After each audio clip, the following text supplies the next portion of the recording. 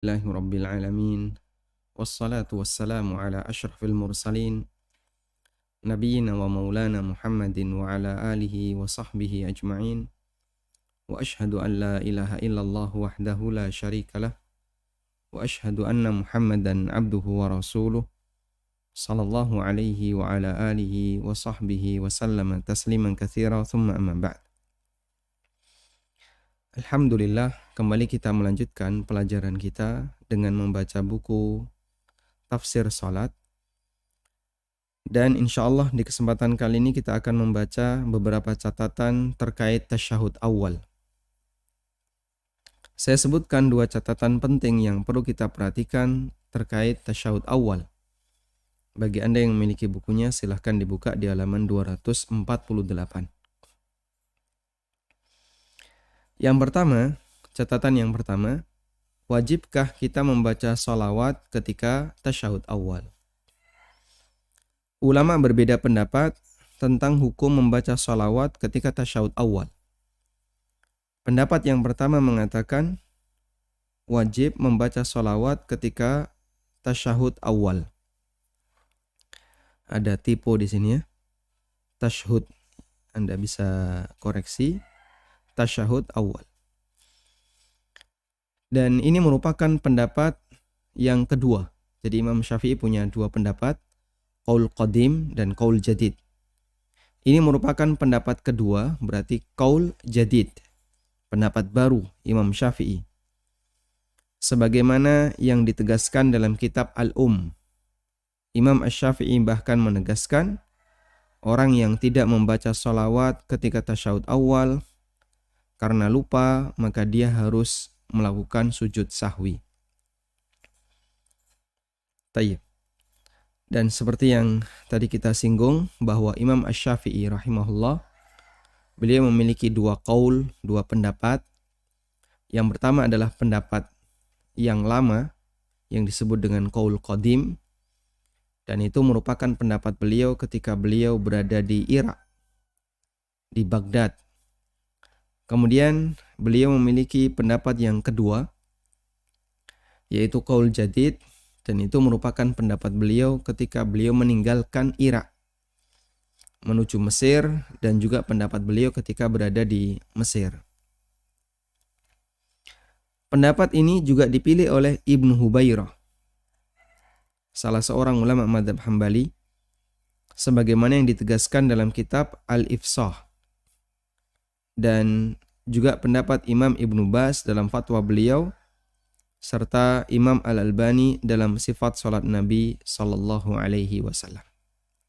Tayyib.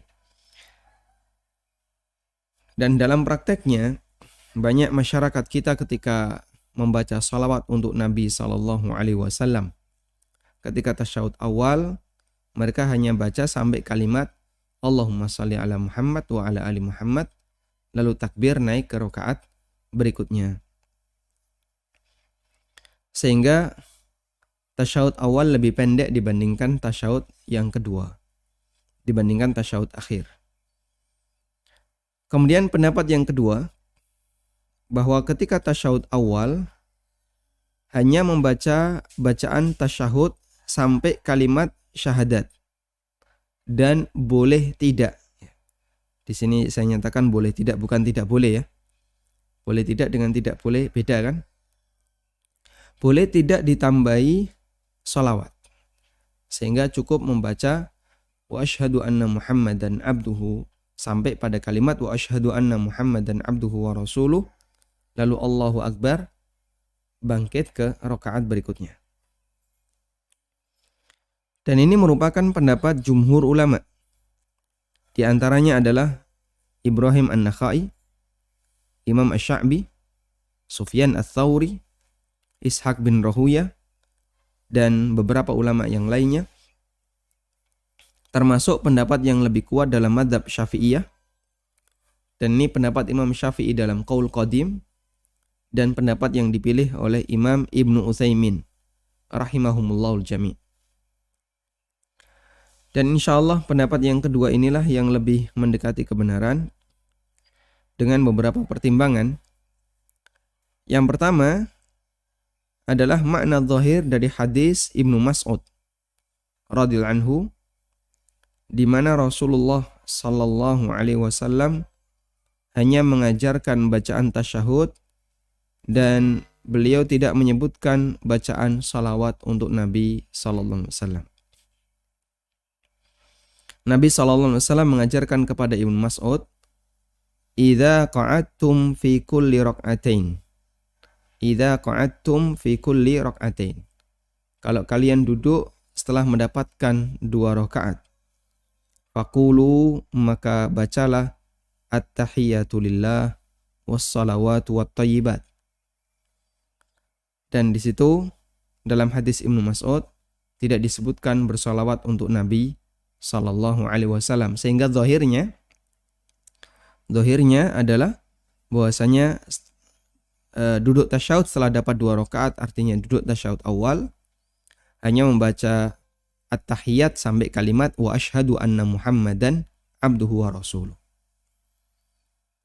Kemudian catatan yang kedua atau pertimbangan yang kedua, kebiasaan Rasulullah sallallahu alaihi wasallam di mana beliau duduk ringan ketika tasyahud awal, sebagaimana keterangan Ibnu Qayyim dalam Zadul Ma'ad. Keterangan Ibnu Qayyim dalam Zadul Ma'ad, beliau mengatakan, qala al-'allama Ibnu Qayyim rahimahullah, wa kana yukhaffifu hadha at-tashahhuda jiddan.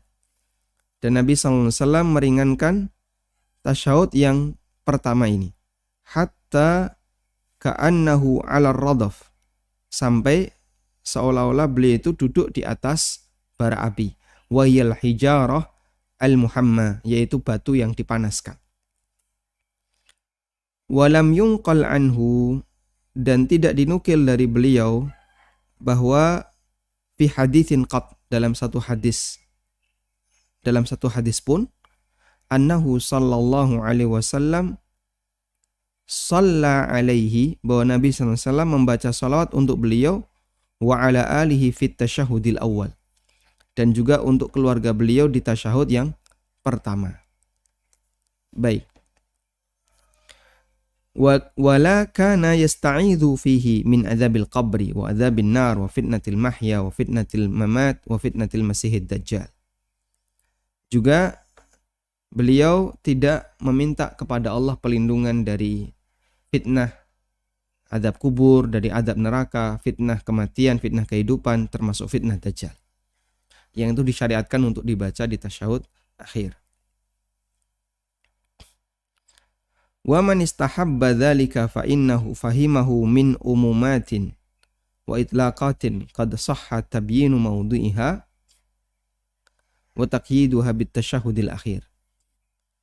Sementara siapa yang menganjurkan untuk membaca sholawat dan berdoa pada saat tasyahud awal, itu karena dia memahami kalimat yang umum, yang mutlak, padahal sudah jelas itu berkaitan dengan tasyahud akhir. Ini berdasarkan keterangan Ibnu Qayyim. Tayyib. Kita kembali ke sini. Sehingga menurut keterangan Ibnu Qayyim dalam Zadul Ma'ad, bahwa dalam tasyahud awal Nabi sallallahu alaihi wasallam itu duduknya ringan. Dan nanti kita akan simak keterangan yang disampaikan oleh atau keterangan yang dinukil dari Abu Bakar As-Siddiq radhiyallahu anhu. Kemudian yang ketiga, terdapat hadis yang diriwayatkan oleh Ibnu Khuzaimah dalam sahihnya bahwa Rasulullah sallallahu alaihi wasallam membaca tasyahud dalam duduk tasyahud awal, dan beliau tidak berdoa. Tidak berdoa menunjukkan bahwa Nabi sallallahu alaihi wasallam juga tidak mengawalinya dengan membaca sholawat. Tayyib. Sehingga dari 3 penjelasan ini, maka jumhur menguatkan pendapat bahwa tasyahud awal itu tidak atau diperbolehkan untuk tidak membaca sholawat. Baik. Saya tambahkan keterangan yang lain. Sebagian ulama bahkan mengatakan ijma', sepakat, bahwa tidak disyariatkan tasyahud awal. Dan itu pendapat At-Tahawi seperti yang dinukil oleh Ibnu Nujaim, disebutkan dalam Al-Bahrul Ra'iq. Kata At-Tahawi, man zada ala hadha faqad khalafal ijma'. Kaitannya dengan masalah tasyahud awal, siapa yang bacaannya lebih dari tasyahud, lebih dari kalimat wa asyhadu anna Muhammadan abduhu wa rasuluh, berarti dia telah menyalahi ijma'. Sehingga yang dibaca hanya sampai wa asyhadu anna Muhammadan abduhu wa rasuluh. Tidak disyariatkan untuk membaca sholawat ketika tasyahud awal. Dan ini pendapatnya At-Tahawi, bahkan kata At-Tahawi, beliau memberikan klaim ada ijma' dalam masalah ini. Namun klaim ijma' ini nampaknya kurang tepat karena kita melihat ada banyak ulama yang berpendapat berbeda, sehingga ada yang berbeda dari pendapat jumhur seperti pendapatnya Imam Syafi'i dalam Qaul Jadid. Kemudian di antara alasan pendapat yang tidak menganjurkan tasyahud awal, di sini saya tambahkan bahwa tidak dinukil annahu lam yathbut anhu, tidak dinukil dari Nabi SAW kalau beliau itu membaca sholawat ketika tasyahud awal. Dan beliau juga tidak mengajarkan kepada umatnya, dan tidak diketahui dari salah seorang pun sahabat di mana mereka menganjurkan baca sholawat ketika tasyahud awal. Ini keterangan Ibnu Qayyim dalam Jala'ul Afham. Kemudian yang kedua, kalau disyariatkan untuk membaca tasyahud, untuk membaca sholawat di tasyahud awal, berarti juga la syuri'a fiha du'a, berarti juga disyariatkan untuk berdoa ba'daha, setelah membaca sholawat di tasyahud awal. Walam yakun farqun baina tasyahudil awwali wal akhir. Jadinya tidak ada perbedaan antara tasyahud awal dengan tasyahud akhir. Karena tasyahud awal disyariatkan salawat dan doa, tasyahud akhir juga disyariatkan salawat dan doa. Lalu apa bedanya antara tasyahud awal dengan tasyahud akhir? Ini alasan yang kedua. Alasan yang ketiga, li'anna at-tasyahhudal awwala mawdu'un 'ala at-takhfif. Bahwa tasyahud awal itu disyariatkan untuk diringankan. Nah, di sini ada nukilan dari Abu Bakar. Fakana Abu Bakrin idza jalasa fi rak'ataini ka'annahu 'ala ar-radfi. Abu Bakar ketika duduk tasyahud awal itu seperti orang yang duduk di atas bara, batu yang dipanaskan, namanya radaf. Orang duduk di batu yang panas, kuat lama enggak? Enggak kuat lama. Digambarkan seperti itu untuk menunjukkan bahwasanya duduknya mereka ketika tasyahud awal itu hanya sebentar. Artinya berbeda dengan tasyahud akhir. Wallahu a'lam. Baik. Sehingga ada perbedaan antara praktek yang dilakukan oleh salaf, oleh para sahabat ketika tasyahud awal dengan tasyahud akhir. Kesimpulannya wallahu ta'ala alam, dari apa yang tadi kita sampaikan, kita bisa mendapatkan kesimpulan bahwa pendapat yang lebih kuat terkait bacaan sholawat ketika tasyahud awal hukumnya adalah tidak wajib, sehingga bahkan sebagian ulama mengatakan tidak disyariatkan, sehingga ketika tasyahud awal cukup sampai bacaan wa asyhadu anna Muhammadan abduhu wa rasuluh. Selanjutnya catatan yang kedua yang kemarin sempat kita singgung, yaitu rincian hukum bagi orang yang lupa tasyahud awal. Seperti yang kemarin kita sampaikan bahwa tasyahud awal, pendapat yang benar statusnya adalah wajib sholat, yang jika ditinggalkan maka menyebabkan, jika ditinggalkan dengan sengaja menyebabkan sholatnya batal. Tapi jika ditinggalkan karena lupa, maka para ulama menganjurkan untuk sujud sahwi. Lalu bagaimana dengan orang yang lupa apa yang harus dia lakukan. Ada dua keadaan untuk orang yang lupa ketika tasyahud awal. Keadaan yang pertama, dia teringat ketika proses berdiri menuju rakaat ketiga, atau teringat sebelum berdiri sempurna. Ada orang sujud, kemudian dia bangkit, yang seharusnya duduk tasyahud awal, tapi karena lupa dia berdiri. Allah. Nah, sebelum sempurna berdiri, dia ingat, loh ini kan dapat 2 rakaat, harusnya duduk. Langsung dia duduk. Sehingga dia teringatnya di proses berdiri. Sebelum berdiri, masih diproses sebelum berdiri. Dalam kondisi semacam ini, dia harus kembali untuk melakukan duduk tasyahud awal. Sehingga sujud dia, lalu dia bangkit ke rakaat ketiga, karena lupa, dia tidak tasyahud awal. Allah, baru Allah belum akbar, lalu dia ingat, oh iya, ini kan sudah dapat 2 rakaat, harusnya duduk tasyahud awal. Maka di posisi dia mau berdiri, harus segera duduk. Dan kalau dia melakukan seperti itu, tidak ada kewajiban sujud sahwi. Tidak ada kewajiban sujud sahwi, karena dia sudah teringat sebelum dia berada di rukun berikutnya. Baik.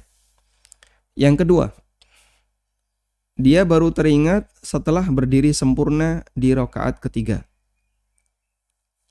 Dia baru teringat setelah berdiri sempurna. Sujud Allahu Akbar, berdiri sempurna, barulah dia teringat. Pada keadaan ini, tidak perlu kembali duduk tasyahud, sehingga dia lanjutkan. Di rakaat ketiga dia lanjutkan sampai selesai sholat. Kemudian melakukan sujud sahwi sebelum salam. Tapi sebagai gantinya ya, karena dia telah meninggalkan duduk tasyahud awal, maka sebagai gantinya nanti dia tutupi dengan sujud sahwi. Baik, apa dalil rincian ini?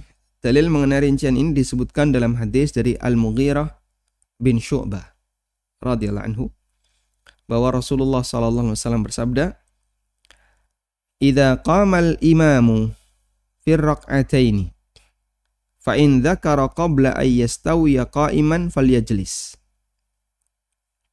Kalau imam itu berdiri setelah dapat 2 rakaat, artinya tasyahud awal, dia lupa berdiri. Jika dia teringat sebelum berdiri sempurna, falyajlis, maka dia harus duduk. Dan Nabi SAW menyebutkan imam juga berlaku bagi orang yang sholat sendirian. Sehingga kalau Anda atau ada orang yang jadi imam, lalu dia berdiri ke rakaat ketiga, Allah, akhirnya diingatkan oleh makmum, subhanallah, subhanallah. Maka imamnya langsung turun, falyajlis. Fa in istawa qa'iman, tapi kalau dia sudah berdiri sempurna, fa in istawa qa'iman fala yajlis, jangan duduk. Wa yasjud sajdatai sahwi, dan nanti dia sujud sahwi 2 kali. Baik. Hadis riwayat Abu Dawud dan statusnya sahih. Juga disebutkan dalam riwayat yang lain, dalam hadis lain dari Abdullah bin Buhainah radhiyallahu anhu, beliau menceritakan, inna Rasulullah sallallahu alaihi wasallam qama min athnataini min adh-dhuhri. Nabi sallallahu alaihi wasallam ketika salat duhur kemudian dapat 2 rakaat, beliau langsung bangkit ke rakaat ketiga. Lam yajlis, dan beliau tidak duduk tasyahud awal, lam yajlis bainahuma. Falamma qada salatahu, setelah beliau selesai salat, sajada sajdatain, beliau sujud 2 kali, yaitu sujud sahwi. Thumma sallama ba'da dzalika, kemudian beliau salam setelah sujud sahwi. Sehingga ketika orang selesai sujud sahwi, tetap harus salam, baik sujud sahwi sebelum salam maupun sujud sahwi setelah salam. Dan hadis yang kedua ini diriwayatkan oleh Bukhari Muslim. Tayyib. Kemudian kita tambahkan sedikit catatan ya terkait berdoa di tasyahud awal.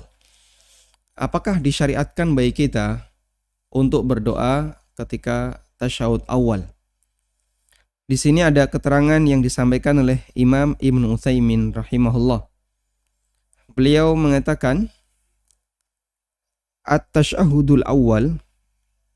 Di sini tidak bisa kita kasih garis ya. Saya coba download dulu.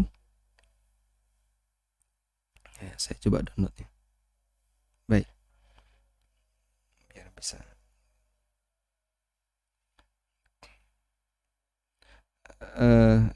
Di mana tadi? Nah, ini insya Allah bisa dicoret. Ada keterangan yang disampaikan oleh Imam Ibnu Utsaimin tentang berdoa di tasyahud awal. Yang sebenarnya ini juga turunan dari keterangan kami di awal tadi tentang hukum bersolawat untuk Nabi SAW ketika tasyahud awal.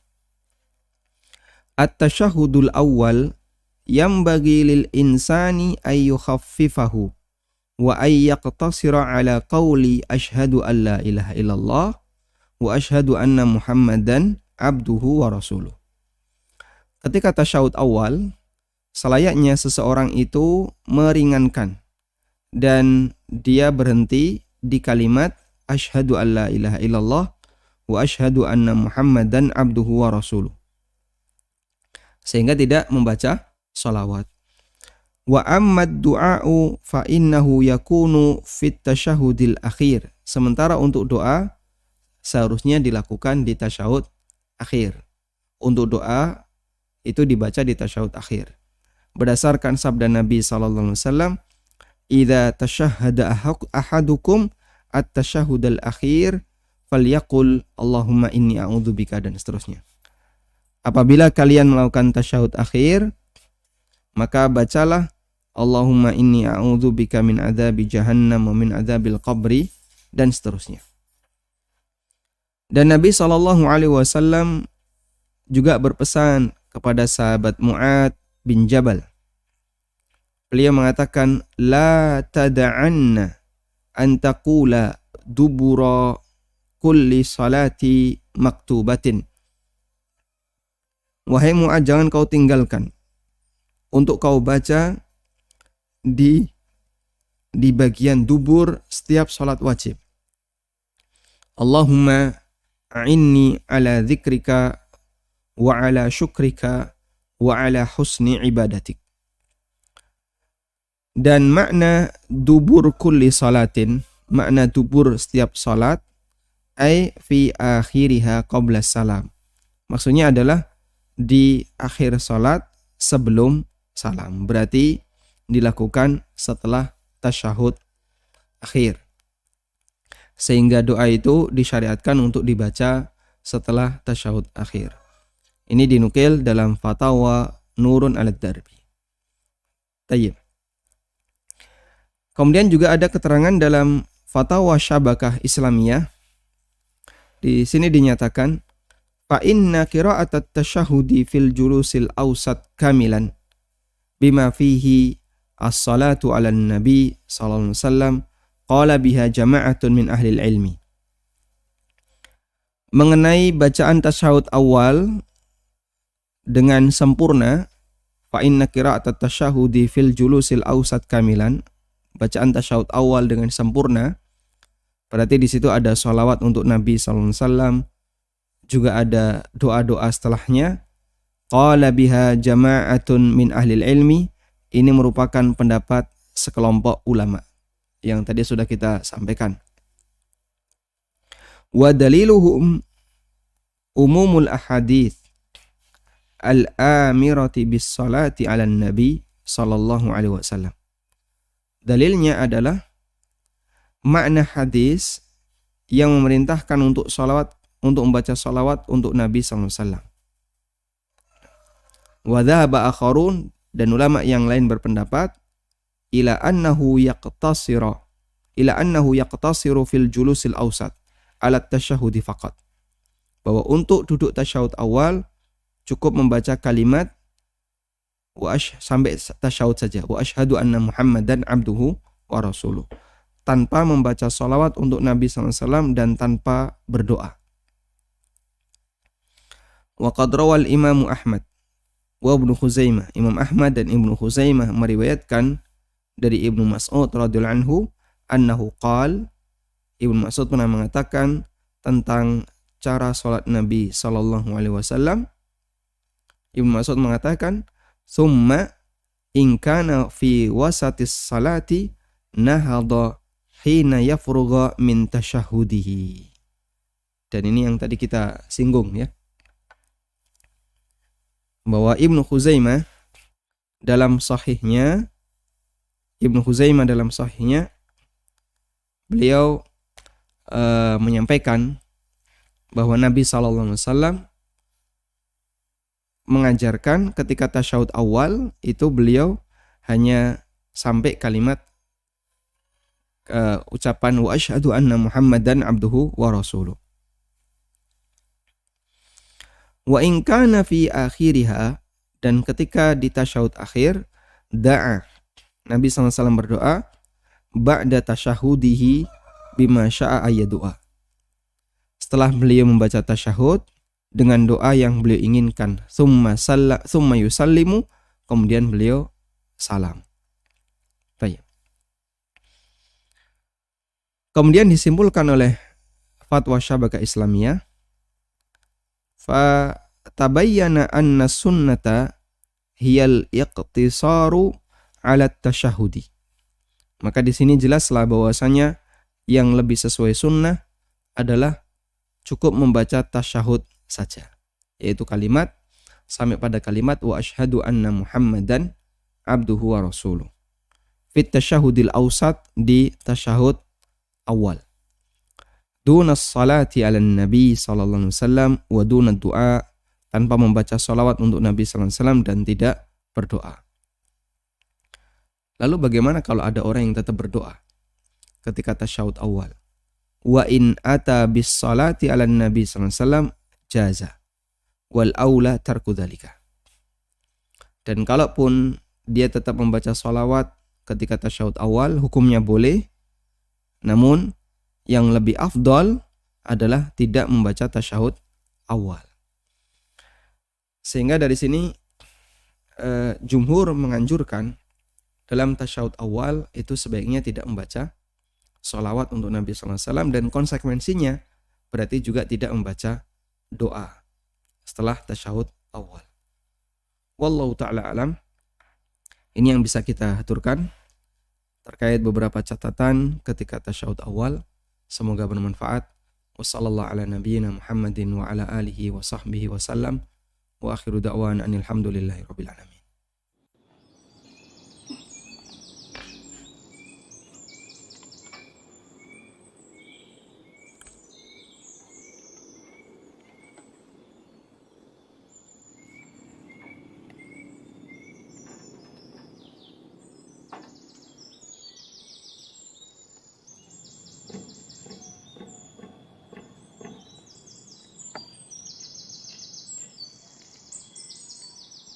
Assalamualaikum warahmatullahi wabarakatuh.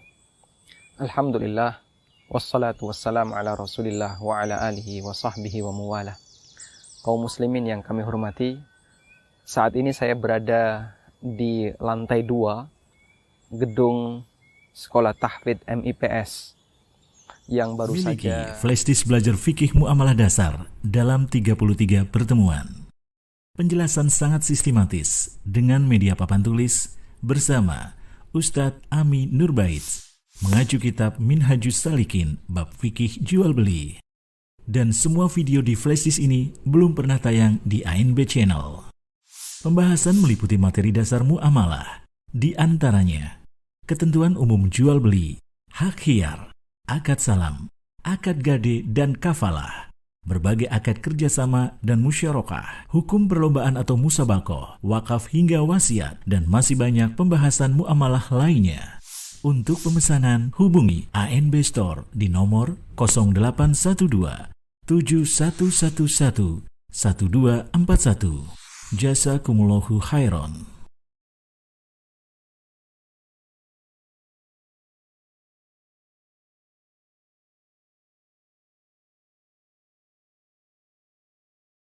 Barakallahu fiik.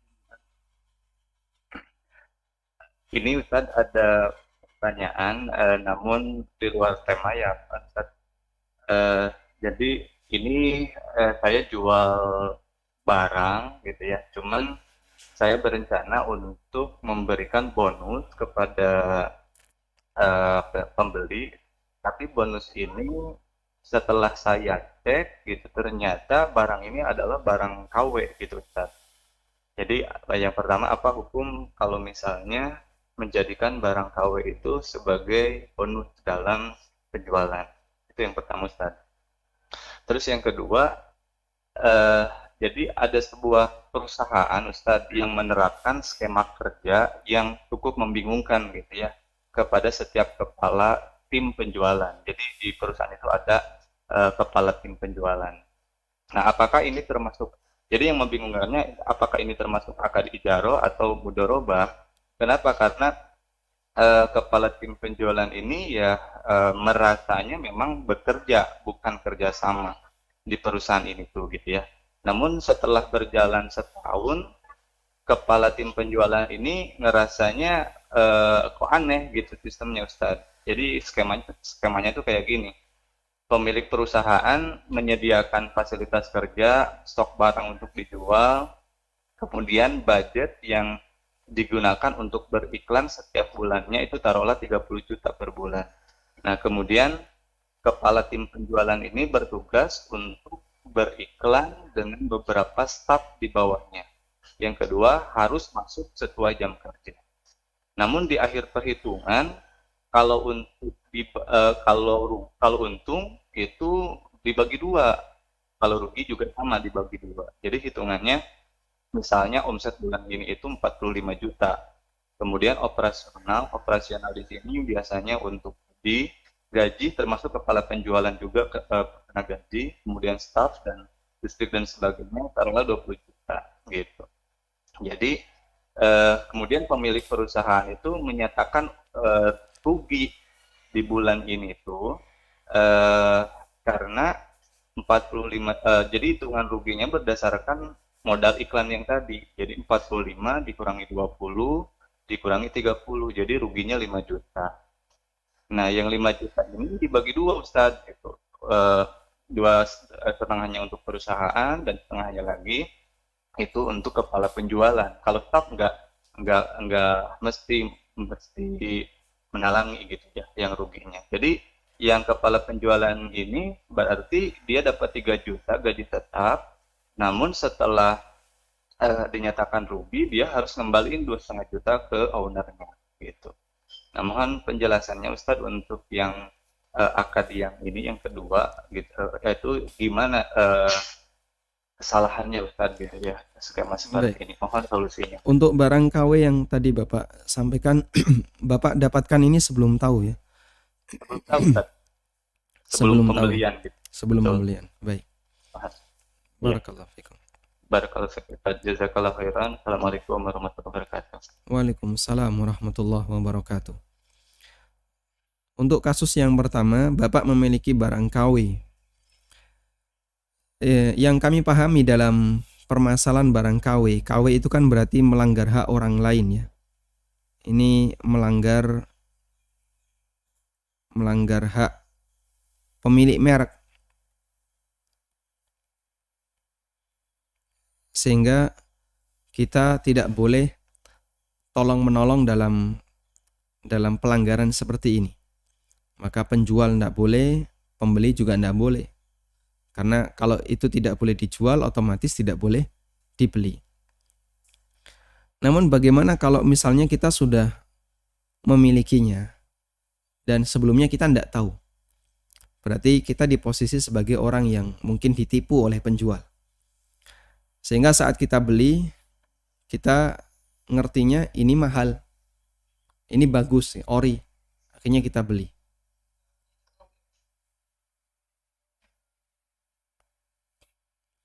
Ini bagus, kemudian kita beli. Atau masih lama, dimatikan dulu.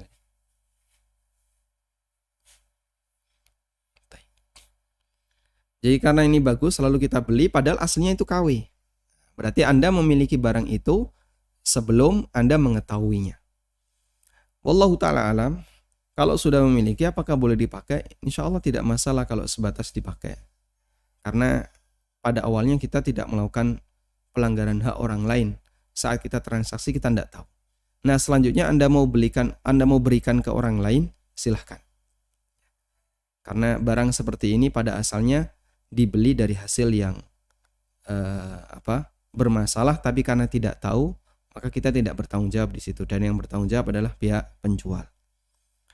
Sehingga untuk bonus barang KW insya Allah tidak masalah. Selanjutnya untuk kasus yang kedua, di mana pemilik perusahaan membebankan kerugian sebagian kepada karyawan, ini tidak benar ya. Karena kalau akadnya ijarah, di mana kepala tim penjualan tadi sudah mendapatkan gaji tetap senilai sekian juta tiap bulan, maka resiko tetap menjadi tanggung jawab pemilik perusahaan. Sementara ya, kalau ada untung kok pemilik perusahaan ngasih bonus kepada karyawan, itu sifatnya hadiah, dan itu kembali kepada kerelaan pemilik perusahaan.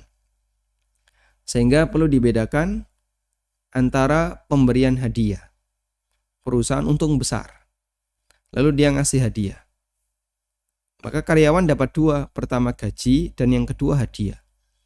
Hadiah ini murni menjadi hak pemilik perusahaan. Sehingga kalau pemilik perusahaan mau ngasih silahkan, nggak ngasih juga silahkan. Itu murni menjadi hak milik kepala perusahaan, atau menjadi haknya pemilik perusahaan. Kemudian kalau rugi tidak boleh kemudian dibebankan kepada karyawan, karena karyawan mereka melakukan akad dengan perusahaan dengan akad ijarah. Dan dalam akad ijarah, kalau terjadi resiko terhadap kelangsungan perusahaan, maka karyawan tidak menanggung resiko tersebut kecuali jika resiko itu disebabkan karena kelalaian karyawan. Sebab orang ketika sudah melakukan akad ijarah dan si A sebagai karyawan, sebagai ajir, maka posisi si A adalah orang yang diberi amanah. Dan orang yang diberi amanah, dia tidak menanggung resiko di luar keteledoran. Tapi kalau karena teledor, maka si A harus menanggung resiko tersebut. Wallahu a'lam.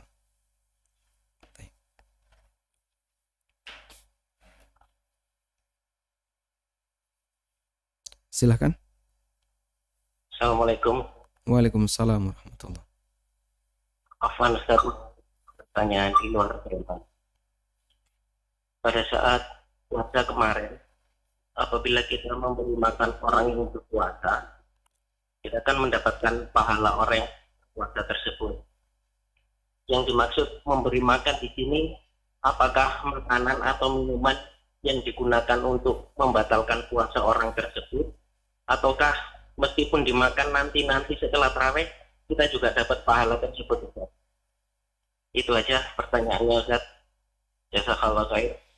Assalamualaikum warahmatullahi wabarakatuh. Waalaikumsalam warahmatullahi wabarakatuh. Hadis yang menyebutkan tentang ini, kalimatnya adalah man fattara shaiman. Barang siapa yang memberikan kesempatan berbuka bagi orang yang berpuasa. Man fattara shaiman. Coba kita periksa hadisnya.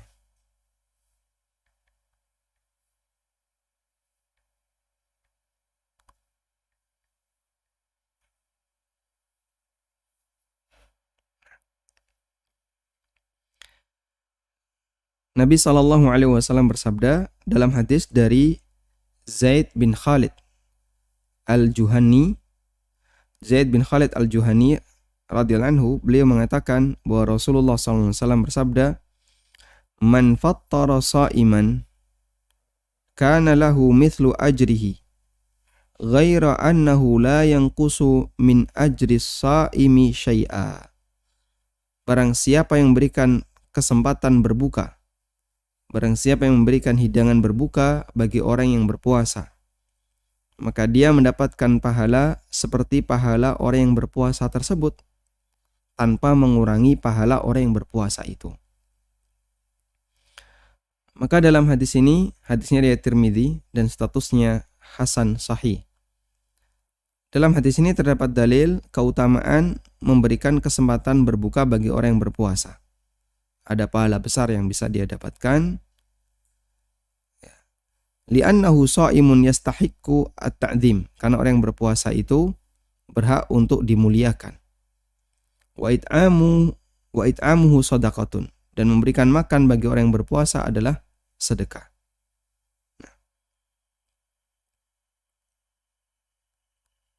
Kemudian bentuk memberi makan orang yang berpuasa atau memberi kesempatan buka orang yang berpuasa di sini dinyatakan wa taftirus shaimi lahu majalatun muta'addidah. Bentuk memberi kesempatan berbuka bagi orang puasa itu ada banyak ragam. Min it'amil faqir ma ya'kulu au daf'a malin lahu yashtari bihi ta'aman ala anna dzalika ghairu khasin bil faqir. Bisa bentuknya memberi makan yang siap saji kepada orang yang miskin, yang bisa dia konsumsi. Atau dia memberikan harta, memberikan uang kepada orang miskin untuk bisa dibelikan makanan. Meskipun ini juga tidak khusus bagi orang fakir. Sehingga kalau ada kesempatan acara berbuka bersama yang diselenggarakan oleh masjid, lalu masjid menggalang dana, demikian pula yang Ramadan kemarin, Yayasan Amal Abadi Indonesia membuka kesempatan untuk buka, untuk memberikan buka bagi orang puasa.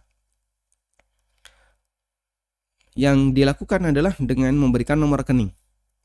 Sehingga yang ada di Jakarta dia bisa turut serta, yang ada di luar Jogja bisa turut serta. Itu masuk dalam kategori taftirus shaim. Sehingga termasuk bagian dari hadis man fattara shaiman. Lalu bagaimana dengan bentuk makanannya? Apakah yang dimaksud memberikan berbuka bagi orang yang puasa itu khusus untuk yang membatalkan puasanya, ataukah semua makanannya? Wallahu a'lam. Yang kami pahami, yang zahir dari hadis ini adalah semua bentuk sedekah bagi orang yang berpuasa. Sehingga Anda memberikan nasi kotak kepada orang yang berpuasa, baik mau dia makan sekarang maupun mau dia makan nanti setelah Isya, insya Allah masuk dalam kategori ini. Karena fattara shaiman, ya, dari kata iftar, fattara yuftiru, iftaran, itu bisa bermakna makanan pertama yang dikonsumsi oleh orang berpuasa atau hidangan yang dimiliki oleh orang yang berpuasa. Baik mau dia makan sekarang atau dia makan nanti. Sekalipun ada sebagian yang pernah saya dengar mengatakan bahwasanya ini hanya berlaku untuk hidangan yang membatalkan. Berarti kalau hidangan yang membatalkan ya di tempat kita paling teh sama jajan ya. Sedangkan yang kotak itu, nasi kotak yang gede itu biasanya dimakan belakangan nanti setelah Isya atau setelah tarawih. Ya. Wallahu a'lam. Kalaupun misalnya hanya berlaku bagi yang membatalkan saja, makanan yang membatalkan, kegiatan Bapak ketika memberikan kesempatan bagi orang yang berbuka puasa berupa makanan, nasi kotak dan seterusnya, insya Allah tetap berpahala. Karena ini termasuk di antara memuliakan orang yang berpuasa dan kita bersedekah di bulan Ramadan dalam bentuk makanan. Semoga termasuk di antara amal yang nilainya besar. Wallahu a'lam. Assalamualaikum Ustadz. Waalaikumsalam warahmatullahi. Bagaimana dengan makmum yang masbuk dan mendapati imam tahiyat akhir, apakah menyempurnakan bacaan tasyahudnya atau cukup sampai sebelum sholawat? Syukron. Baik. Makmum masbuk, sementara imam tasyahud akhir, sehingga tasyahud akhirnya imam jelas lebih panjang dibandingkan tasyahudnya makmum yang masbuk. Apakah cukup membaca tasyahud saja ataukah boleh dilanjutkan?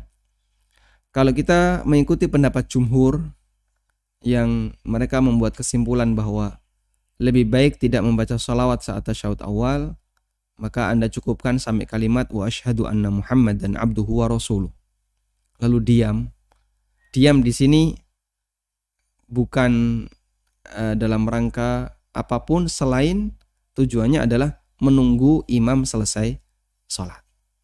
Sehingga begitu selesai membaca tasyahud wa asyhadu anna Muhammadan abduhu wa rasuluh, Anda diam nunggu imam salam. Insyaallah itu yang lebih kami sarankan, sejalan dengan pendapat yang disampaikan oleh jumhur ulama. Wallahu a'lam. Baik, silahkan. Waalaikumsalam warahmatullahi. Masih tentang zakat fitrah. Jadi begini Ustaz, di masjid dekat rumah saya itu kan mengadakan panitia penerimaan zakat fitrah. Situ panitia menganggap mereka itu adalah amil. Jadi mereka ikut mengambil bagian dari zakat fitrah itu. Ini sudah terjadi sejak lama, sejak beberapa tahun yang lalu. Lalu ada seorang jamaah yang mencoba mengingatkan kepada panitia bahwa itu salah, bahwa amil itu, bahwa panitia itu bukan amil yang berhak mendapat zakat fitrah juga. Tapi panitia ngeyel gitu, karena dianggapnya orang yang ngasih pendapat itu masih muda dan sebagainya. Hanya mereka tetap pada Ramadan yang kemarin mereka tetap mengambil bagian dari zakat fitrah itu. Lalu mungkin karena panitia itu mulai mendengar ceramah dan sebagainya, mereka baru menyadari bahwa tindakan mereka itu salah. Nah, pertanyaannya Ustaz, kalau panitia ini, terutama ketua panitianya itu ingin bertobat gitu Ustaz, tobatnya bagaimana Ustaz? Baik. Kan Ramadan udah lewat gitu Ustaz, mau ganti zakat fitrah sudah tidak mungkin, mau minta maaf kepada jamaah yang menitipkan zakat fitrahnya juga tidak tahu zakat fitrah siapa yang mereka ambil itu Ustaz. Jadi cara mereka bertobatnya bagaimana? Apakah mereka harus mengumumkan kepada semua jamaah bahwa panitia sudah melakukan kesalahan dan sebagainya gitu? Itu pertanyaan Ustaz. Terima kasih Ustaz. Assalamualaikum warahmatullahi wabarakatuh. Waalaikumsalam warahmatullahi wabarakatuh. Walhamdulillah. Kita bersyukur kepada Allah Subhanahu wa taala ketika ada orang yang bisa mendapatkan hidayah melalui kajian yang disampaikan oleh para asatidzah. Semoga peran jamaah sekalian yang nge-share kajian, ya, barangkali Anda tidak menyampaikan kajian tapi Anda nge-share kajian ke orang lain, lalu didengar oleh orang lain, kemudian bisa menyebabkan orang itu kembali kepada jalan yang benar, Anda turut mendapatkan pahala sebagaimana ustadz yang menyampaikan. Tayyib, maka jangan bosan untuk nge-share ya ketika Anda mendapatkan sebuah penjelasan yang ini dibutuhkan oleh masyarakat, sehingga itu Anda lakukan dalam rangka untuk menyadarkan mereka kembali kepada jalan yang benar. Anda turut mendapatkan pahala saat Anda membagikan konten tersebut. Sekarang bagaimana tobatnya amil atau tobatnya panitia zakat fitrah yang dia menisbahkan dirinya sebagai amil. Dia menobatkan dirinya sebagai amil. Padahal dalam zakat fitrah itu aturannya beda dengan zakat mal. Yang pertama, panitia zakat kemudian menyebut dirinya sebagai amil, ini perlu untuk dikoreksi. Karena amil itu adalah utusan negara. Sehingga tidak bisa orang mengangkat dirinya sebagai amil. Abu Dzar radhiyallahu anhu datang kepada Nabi SAW dan beliau mengajukan diri, "Ya Rasulullah, jadikan saya sebagai amil." Kemudian Nabi SAW menolaknya dan beliau mengatakan, "Innaka dha'if." Kamu itu lemah. Jangan jadi amil. Sehingga nggak bisa orang menjadi amil atas inisiatif pribadi, itu nggak bisa. Lalu kumpul beberapa orang dibawa ke takmiran, lalu dia jadi amil, nggak bisa. Sehingga amil itu adalah mandat yang diberikan oleh pihak yang berwenang dalam mengumpulkan dana masyarakat untuk zakat, dalam hal ini adalah negara, Baitul Mal. Kemudian Baitul Mal menunjuk beberapa orang sebagai amil. Kalau semua orang berhak jadi amil, itu bisa berbahaya. Kenapa? Zakat nanti banyak kemudian diambil oleh orang yang tidak berhak. Masjid ini ada amil, masjid ini ada amil, ini ada amil. Terlalu banyak amil. Akhirnya itu mengurangi jatah fakir miskin, yang mereka sejatinya yang berhak untuk mendapatkan zakat. Karena itu yang lebih tepat bahwasanya amil itu harus ditunjuk oleh yang berwenang, dalam hal ini adalah pemerintah. Kemudian khusus untuk zakat fitrah itu aturannya berbeda dengan zakat mal. Dan yang berhak untuk menerima zakat fitrah hanya satu golongan, yaitu orang yang tidak mampu, fakir miskin. Berdasarkan sabda Nabi SAW, "Tuhratan lis-sha'imi minal lagwi war rafath."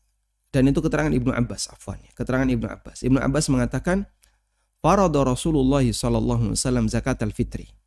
Rasulullah SAW mewajibkan zakat fitrah. Tuhratan lis-sha'imi minal lagwi war rafath wa tu'matan lil masakin. Sebagai pembersih bagi orang-orang yang berpuasa dari tindakan lagwu dan rafath, dari tindakan sia-sia ketika berpuasa, dari setiap perbuatan yang mengurangi derajat puasanya, dan juga wa tu'matan lil masakin, sebagai bahan makanan bagi orang-orang yang miskin. Karena itu, dalam zakat fitrah, penyalurannya hanya satu, yaitu diberikan kepada orang-orang miskin. Sehingga jika ada orang kaya yang dia mengaku dirinya sebagai amil, lalu dia mengambil zakat fitrah tersebut, maka berarti dia telah mengambil hak orang miskin. Selanjutnya tobatnya bagaimana? Tobatnya adalah dia harus kembalikan zakat fitrah yang sudah dia ambil kepada orang miskin, bukan kepada muzaki, tapi kepada orang miskin. Pak, tapi kan sudah lewat. Sudah lewat itu batasan zakat fitrahnya. Ini dalam rangka tobat. Dan dalam rangka tobat tidak ada batasan selama matahari belum terbit dari barat. Sehingga ketika orang itu bertobat, lalu dia ingin mengembalikan harta itu, maka dia harus kembalikan segera ketika dia tahu. Dan dia harus kembalikan kepada yang berhak. Karena hakikatnya itu sudah menjadi haknya orang miskin. Tapi dia ambil. Kemudian orang miskin siapa? Terserah. Yang penting pokoknya orang miskin. Berikan kepada orang miskin yang berhak, sehingga tobatnya adalah dengan cara dia mengambil beras yang dia punya sesuai dengan jumlah yang dulu dia ambil. Misalnya dia ambil dulu 5 kilo, maka dia keluarkan 5 kilo dan dia serahkan kepada fakir miskin. Wallahu a'lam. Assalamualaikum Ustadz. Waalaikumsalam warahmatullahi. Afwan Ustadz, untuk memulai mengangkat telunjuk yang lebih afdal, apakah mulai dari awal atau di tengah saat membaca syahadat? Pertanyaan yang kedua, bolehkah membaca tasahud awal berulang-ulang karena imam belum selesai? Syukran. Nah, untuk memulai mengangkat telunjuk, apakah dari awal tasyahud ataukah di pertengahan? Pembahasan ini tepat kemarin sudah kita rinci, sehingga saya sarankan bagi penanya untuk nonton video kemarin agar kita tidak mengulangi. Yang kedua, jika imam di tasyahud awal belum selesai, sementara makmum sudah selesai, apakah kita boleh mengulang tasyahud awal? Dohirnya tidak kita ulang, tapi kita diam, ya. Begitu selesai mengucapkan wa asyhadu anna Muhammadan abduhu wa rasuluh, kemudian kita tunggu sampai imam bangkit atau sampai imam salam. Jika imamnya tasyahud akhir dan Anda masbuk, Sehingga tidak diulang karena bacaan tasyahud itu bacaan yang diucapkan sekali. Beda dengan bacaan sujud atau ruku atau i'tidal atau duduk di antara dua sujud. Dalam rukun-rukun seperti ini bacaannya bisa diulang. Wallahu a'lam. Baik. Silahkan. Assalamualaikum. Waalaikumsalam warahmatullahi wabarakatuh. Saya ini mau ngajak anak saya yang TK itu kan biar istiqomah sholat 5 waktu. Nah, tapi dia itu sekarang mintanya jadi imam terus. Saya caranya gimana gitu? Misalnya kalau membujuk dia kan belum mau. Masih TK ya? 16. Iya, masih 6 tahun. 6 tahun. Iya. Terus apa saya harus maksudnya apa mengikuti apa gimana ya, nanti minta solusinya. Laki-laki nih, Bu? Perempuan. Oh, perempuan. Terus yang kedua kan di Al-Quran itu ada surat yang itu wa may yattaqillaha yaj'al makhraja. Karena siapa yang bertakwa dia akan mendapatkan rezeki dari arah yang tidak disangka-sangka.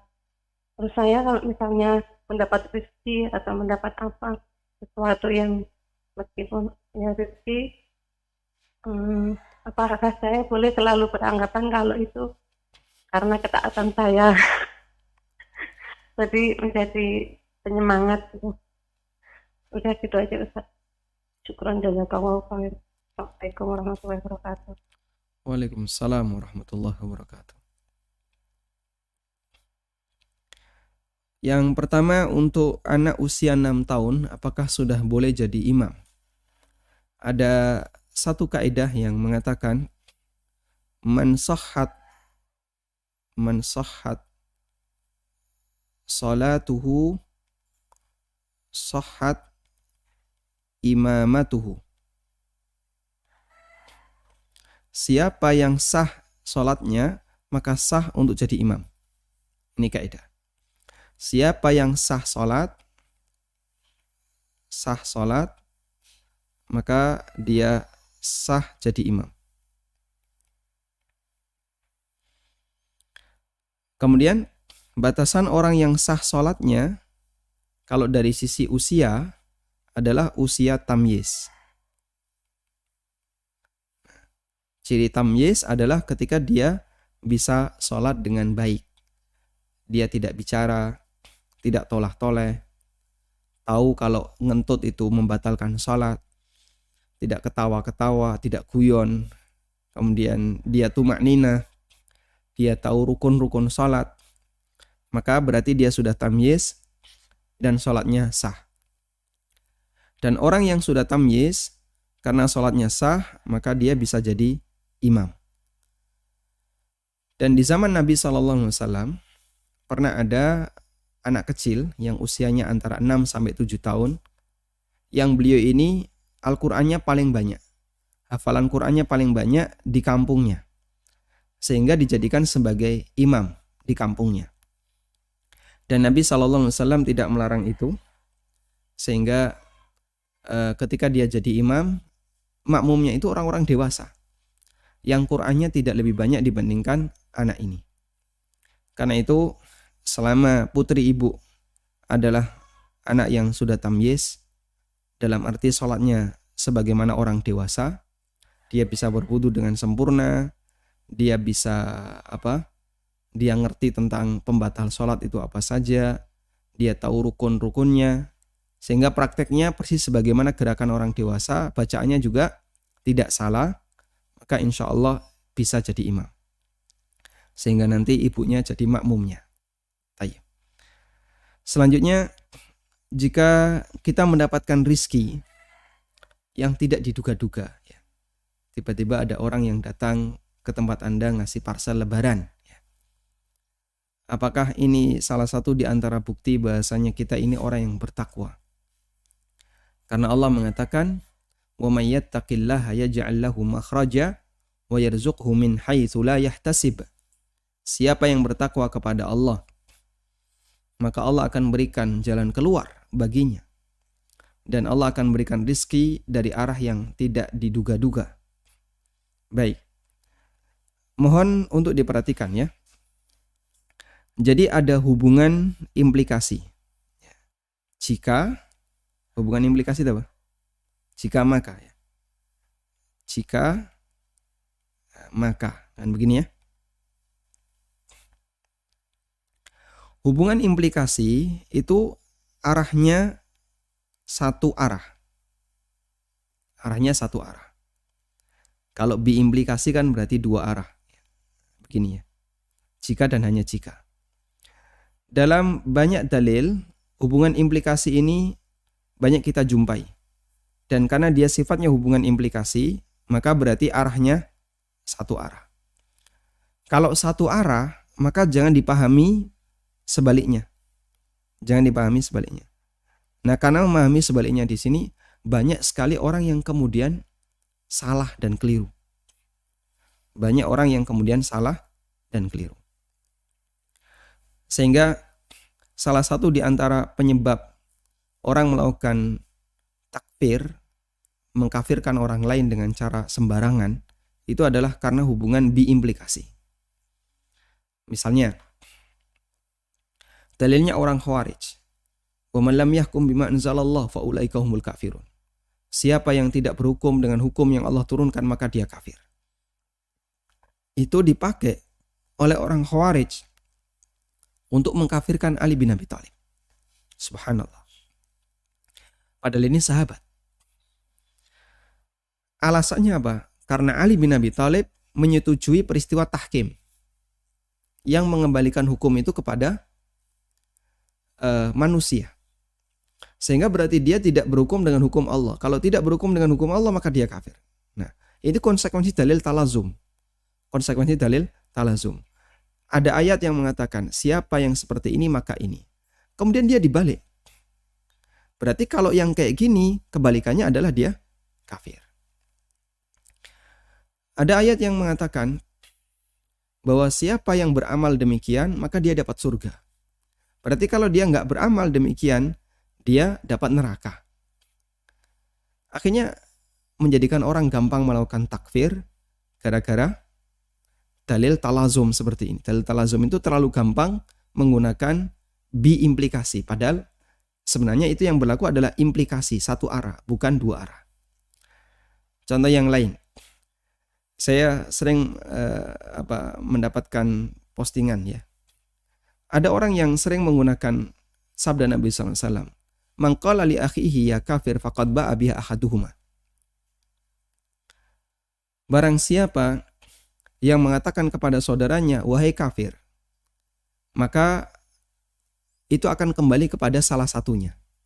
Kalau yang dituduh salah, maka akan kembali kepada yang menuduh. Akhirnya itu malah jadi alasan. Berarti siapa yang mengatakan, wahai kafir, dia kafir. Loh kok bisa? Sehingga orang ini membalas mengkafirkan orang lain dengan mengkafirkan yang menuduh kafir. Masya Allah, ini berbahaya. Dan terjadilah chaos di masyarakat disebabkan karena masalah seperti ini. Demikian pula masih banyak orang yang melakukan kesalahan dengan dalil talazum seperti ini. Jika ini maka ini, jika ini maka ini, jika dan hanya jika. Dia menggunakan biimplikasi. Maka sebaiknya kita tidak menggunakan dalil talazum seperti ini karena banyak orang yang salah paham. Nah, karena itu jangan dibalik ya. Jika bertakwa maka dapat rizki. Berarti kalau rizki saya lancar, saya bertakwa.